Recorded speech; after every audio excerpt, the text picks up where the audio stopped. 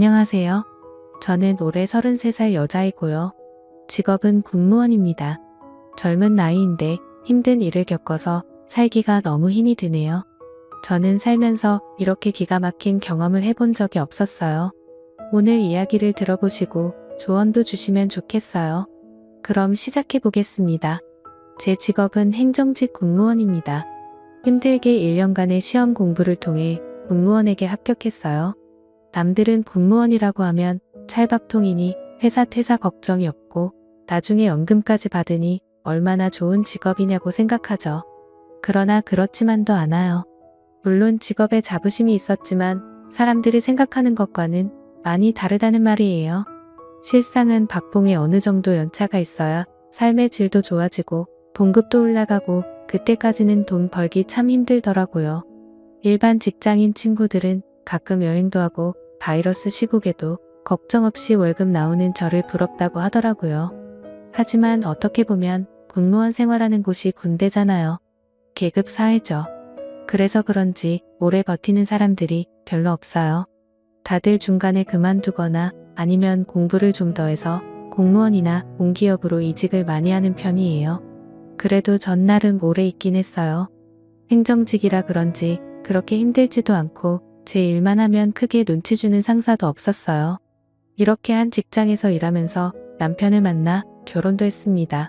남편은 육군 소령이고요. 처음 남편을 보았을 때 제복이 너무 멋있더라고요. 군대이지만 항상 부하 직원들에게도 잘 대해주고 멀리서 보고 한눈에 이 사람이 진짜구나 하고 생각했어요. 신랑은 지원병과에서 일하고 있고 그쪽 일도 행정일이다 보니 서로 회의를 자주 하게 되고 그런데 군인과 민간인이잖아요. 군인들이 좀 막힌 데가 있어 한 번씩 의견이 잘 맞지 않더라고요. 그렇게 싸우다 보니 정이 들기도 하고 다른 사람 만날 시간은 없고 매일 얼굴 보는 사람은 그 사람이고 그러다 보니 연애도 하게 되더라고요. 그렇게 몇 개월 연애하다가 자연스럽게 결혼 이야기가 오고 가게 되었습니다. 사귀다 보니 나쁜 사람 같지는 않았어요. 그리고 비슷한 일을 하고 있어 결혼하면 좋은 점이 많을 거라 생각했어요. 그래서 결혼을 해도 되겠다 생각했습니다. 그렇게 누가 먼저 알 것도 없이 결혼을 진행하게 되었고 우리는 동료들의 축복 속에 부부가 되었습니다. 부대장님의 배려로 해외로 신혼여행도 길게 다녀올 수 있었어요. 그때만 생각하면 꿈만 같은 시간이었고 앞으로도 계속 이렇게 좋은 일들만 가득할 거라 생각했어요. 신혼생활은 너무나 행복했어요. 같은 부대에 근무하니 집에서도 보고 직장에서도 보고 가끔 지나가다 눈 마주치면 아무도 없는 창고에서 둘만의 야릇한 시간을 갖기도 하고 이래서 사람들이 때 되면 결혼하고 나의 반쪽을 찾는다고 생각했어요. 그런데 신혼생활 6개월쯤 지나면서 결혼 생활에 대한 환상이 깨져버렸습니다. 신랑이 지원병과에서 전투병과로 옮기면서 서로 얼굴 볼 일도 없더라고요. 제가 시간이 나면 남편은 훈련으로 인해 바쁘고 남편이 시간이 나면 제가 정신없이 바쁘더라고. 어쩌다 둘 다 시간이 생겨도 데이트보다는 밀린 잠을 자는데 먼저이고 결혼만 했다 뿐이지 전과 별로 달라진 게 없더라고요. 나중에는 이게 부부인지 군대, 동기인지 분간하기 어려웠어요. 그냥 한 집에 사는 룸메이트 같았습니다. 그러다 보니 부부간의 애정도 별로 없었어요. 남들은 신혼 때 더 불타오른다고 하는데 그럴 시간도 없어. 결혼 생활에 대한 회의마저 들다군요. 그래서 공무원을 그만둘까? 하고 생각도 했었는데 하지만 이 일을 하려고 공부한 시간도 아깝고 이때까지 몇 년이니 걸린 진급과 경력이 너무 아깝더라고요. 물론 돈은 넉넉하지 않았어요. 적어도 아이를 가지기 전까지는 부지런히 벌어서 저축해 놔야겠다고 생각했어요. 그런데 안 되려고 하니까 모든 일들이 제 마음대로 되지 않았어요. 사회생활이라는 게 업무도 중요하지만 인간관계도 정말 중요하다는 생각이 들었어요. 그게 제 마음대로 되지 않았어요. 바로 새로 들어온 간호장교 때문이었습니다. 일반 직장인도 마찬가지겠지만 군무원 또한 시간이 지나고 진급하고 연차가 쌓이면 선후배의 관계가 엄격하거든요. 그리고 여기는 군부대잖아요. 하지만 민간인과 군인 신분은 계급을 떠나 서로 동반자라고 해야 할까? 서로 이해하고 다독여 주려고 노력하는 사이거든요. 친한 사이는 될 수 없겠지만 적어도 불편한 관계는 되지 말자고 생각했었습니다. 그런데 늦게 온 간호장교가 유난히 되게 까다롭게 굴고 불만도 많이 있어 보였어요. 나이도 비슷하고 계급도 대위라서 저도 막대하기에는 좀 힘든 사람이었어요. 그런데 어느 날부터 저와 관계가 나빠지기 시작하더라고요. 평소에 똑같이 했는데도 뭐 행정일을 이따게 보냐? 등 짜증을 엄청나게 내더라고요. 그래서 제가 한 번은 시간을 내어 물어봤어요. 저게 대위님 뭐 제가 실수한 거 있나요? 근데 무시하듯이 그냥 말없이 노려보더니 가버리더라고요. 아무튼 결혼 생활도 재미없고 사무실에서 신경이 쓰이는 일도 생기다 보니 스트레스가 정말 많았습니다. 그러던 어느 날이었어요. 훈련을 다녀온 남편의 짐가방을 정리하는데 처음 보는 화장품이 보이더라고요. 남편이 쓰는 남성용이 아니라 여성용 화장품이었어요. 이거 당신 거 아니잖아. 어디서 났어? 그랬더니 남편은 그거 화장품 다 떨어져서 새로 샀어 라고 겁니다. 그래 그런데 이거 가벼운데 새 것 아니야? 아 올라 쏟아져나 보지. 뭐 그렇게 꼬칫꼬칫 해물어 화를 내는 남편을 보니 저도 더 묻기가 싫어지더군요. 근데 여자의 직감이랄까 뭔가 좀 이상한 느낌은 들었지만 그날은 그냥 넘어가기로 했습니다. 그런데 며칠 후 전 똑같은 화장품을 다시 보았어요. 집이 아니라 사무실에서였죠. 그렇게도 저를 싫어하던 간호장교의 책상 위에 똑같은 화장품이 놓여 있었습니다. 처음엔 아무 생각 없이 봤어요. 우연일 수도 있겠죠. 화장품 전시대에 가면 흔하게 살 수 있는 화장품이고 우연히 같은 걸 샀을 가능성이 있잖아요. 그렇게 생각하고 넘어가려고 했습니다. 그런데 머릿속에서 그 생각이 지워지지 않더라고요. 자꾸만 뭔가 쌓은 기분이 들었어요. 그때부터 저는 그 두 사람을 유심히 살펴보기로 했습니다. 회사에서는 간호장교의 행동을 주시하고 집에서는 남편을 능히 살펴보았죠. 그런데 딱히 이상한 건 없더라고요.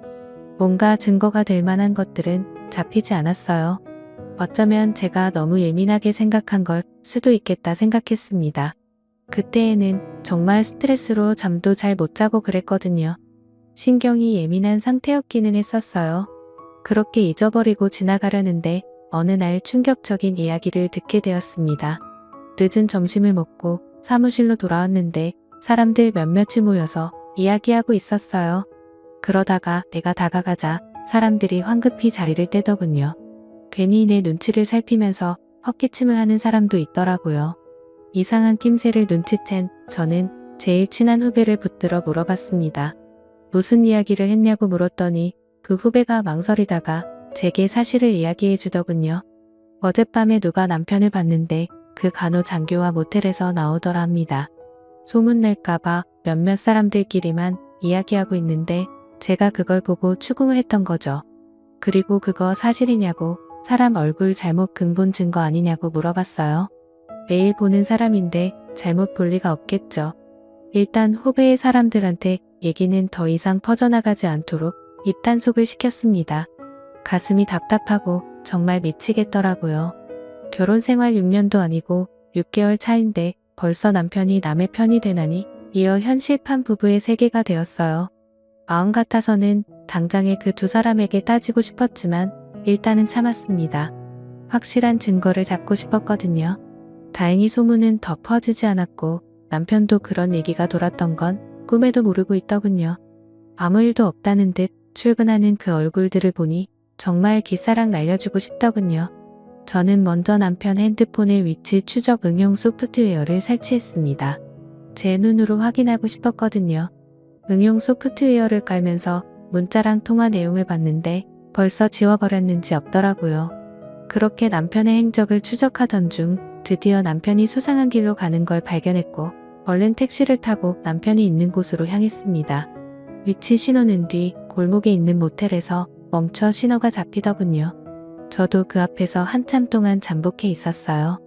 얼마 후 예상대로 남편과 그 간호장도는 나란히 손을 잡고 같이 나오더군요. 그걸로 증거는 충분했습니다. 하지만 전 바로 행동하지 않았어요. 그렇게 시시하게 끝내고 싶지 않았거든요. 일단 두 사람이 같이 있다는 증거는 확인했으니 그냥 이대로 끝내기에는 너무나 화가 나더라고요. 어떻게 할까 고민하다가 한 가지 방법을 찾았어요. 일단 사무실에 연차를 내고 친구들과 일주일 정도 제주도 여행을 갔다고 남편에게 허락받았어요. 그 전에 저는 집에 몰래 카메라를 설치했습니다. 핸드폰으로 집안 상태를 볼 수 있는 카메라였어요. 고화질의 소리도 녹음되는 기종으로 샀습니다. 물론 남편은 모르게 숨겨두었죠. 어차피 남편은 집안일에 관심이 없어서 그런 사소한 변화는 눈치도 없었거든요. 남편 성격상 일주일 동안 집을 비우게 되면 틀림없이 그 간호장교를 불러들일 거라고 생각했어요. 그리고 그 예상은 적중했습니다. 오래 걸리지도 않더군요. 제가 집을 비우자마자 간호장교가 들어오더군요. 그리고는 더 이상 말하지 않아도 알겠죠.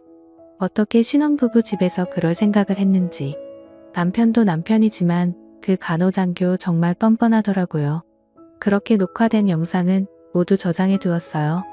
제주도 여행에서 집으로 왔을 때 아무 일 없다는 듯 생활했습니다. 얼굴만 봐도 토가 나올 것 같았어요. 그리고 드디어 폭탄을 터뜨릴 날이 밝았습니다. 월요일 오전 행정직원과 관련된 사람들과의 미팅 시간. 간호장교는 오늘도 멋있는 표정으로 들어오더라고요. 그래, 그 표정 얼마나 오래 가나 보자 하고 생각하니 웃음이 나왔어요. 드디어 회의 시작. 노트북에 연결된 영상을 보는 순간 회의에 모인 모든 사람이 깜짝 놀랐어요. 생각하지 않았던 영상이 나오자 처음에는 수군거리기만 하던 사람들이 영상 속 주인공들의 얼굴이 보이자 나지막이 소리를 내더라고요. 회의실은 완전히 아수라장이 되었습니다. 영상을 끌 생각도 못하고 다들 당황해서 하고 있었지요. 그러다가 뒤에서 이게 무슨 짓이야 라는 소리가 들려왔어요. 충격과 공포가 가득한 목소리였어요. 그리고는 손을 바들바들 떨면서 저를 노려보더라고요. 저도 지지 않고 같이 노려봤습니다. 이거 사생활 침해 아니야? 당신 고소할 거야 라고 하더군요. 그래서 저도 그래, 어디 고소 한번 해봐. 내가 당하고만 있을 것 같아? 라고 해주었어요. 상황이 이렇게 되자 분노를 주체하지 못한 간호장교는 그 자리를 박차고 나가버렸어요. 공개적으로 망신당했으니 군생활 똑바로 할 수는 없었겠죠.